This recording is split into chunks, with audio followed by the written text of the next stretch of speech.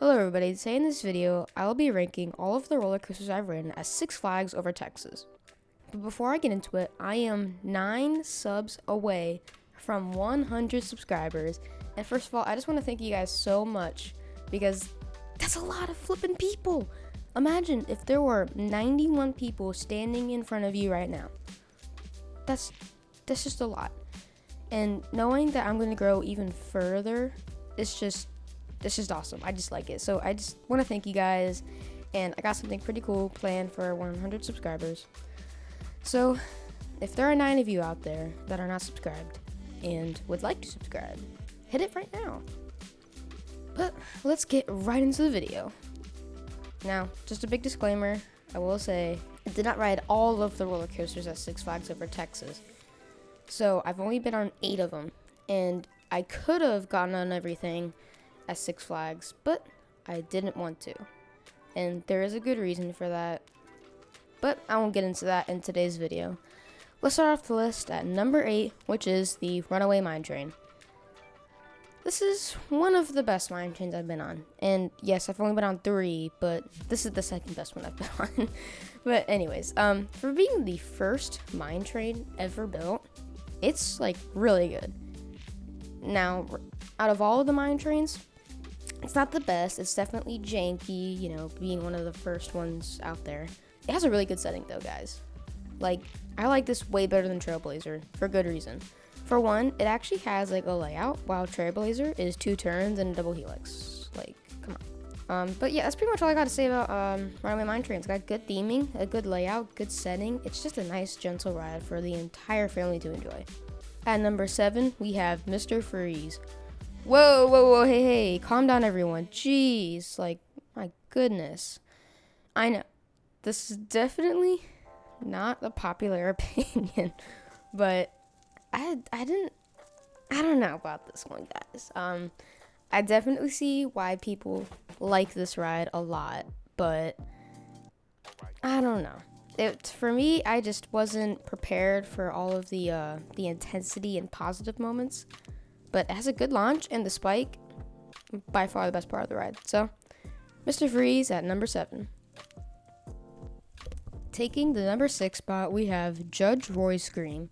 Again, I know, you're gonna put a classic wooden coaster over one of the best launch coasters? Well, I guess one of the best launch coasters in America? Yeah, I will, because I actually got a lot more enjoyment out of this ride, let me just say. Probably the one downside about this ride is it's bumpy. It's not rough like people would make it out to be. It's bumpy. Like Wildcat, that's rough. Judge Roy Scream is bumpy. Now, there was one rough part of the ride that I didn't like, but overall, it's okay.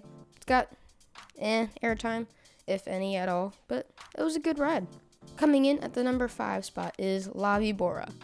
Again, I know, another weird pick, but I found lavibora to be way smoother than Judge Roy Scream, and it was, I don't know why, it feels really fast even though you're going, I don't know how fast this ride goes, but it's not fast at all.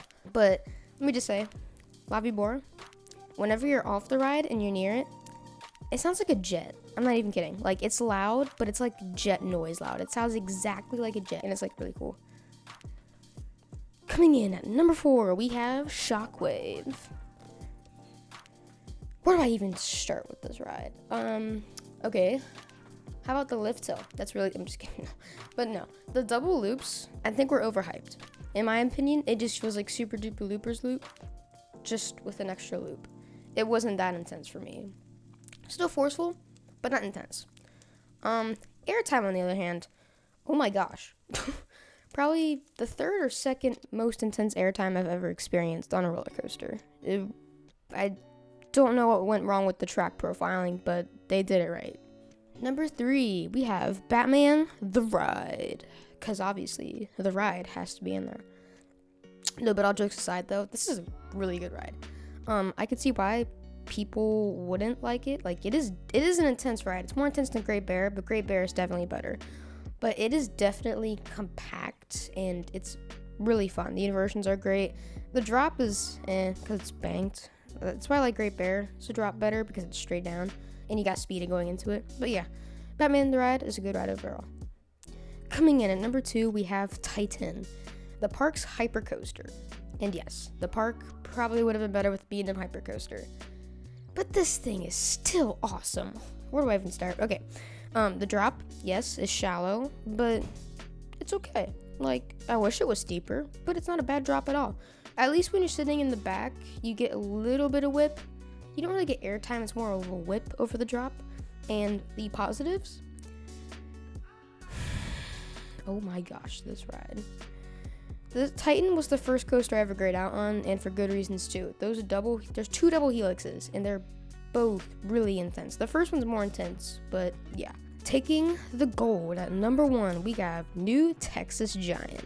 Now, I'm sure this doesn't come to a surprise to a lot of people, but being my first RMC, it's pretty high up there. It's actually my number 2 overall, so New Texas Giant definitely deserves the number 1 spot. Anyways, the drop in the back row is pretty insane, actually. You get really good ejector. Every other part of the ride is just ejector, ejector, ejector. It is amazing.